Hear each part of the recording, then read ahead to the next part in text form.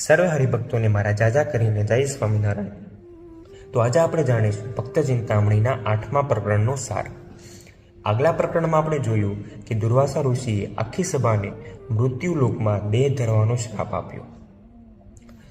તો સ્વામી આગળ લખે છે કે પછી સંભારી એ શ્રાપને સર્વ કરવા લાગ્યા શોક, પુણ્ય ભૂમિ આ પર હરી જાવું જોશે જાણું મૃત્યુલોક.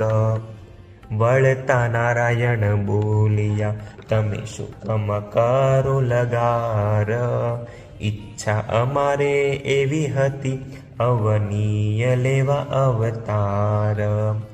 કે જે થયું છે તે મારી ઈચ્છાએ કરીને થયું છે.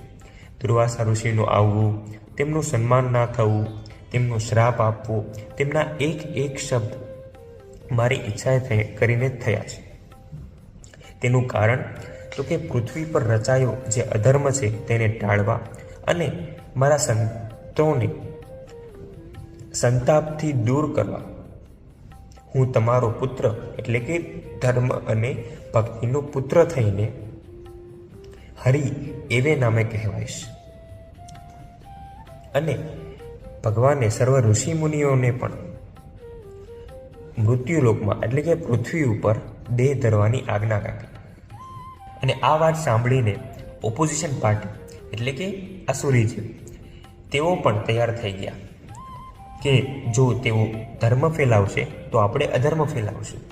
અને કહે છે કે એના સંબંધીમાં કરો પ્રવેશ, જ્યાં જ્યાં જાના મેં એ હમુનીશ, રાખી ખટકો થાવો હોશિયાર, પ્રવર્તાવો અધર્મ અપાર.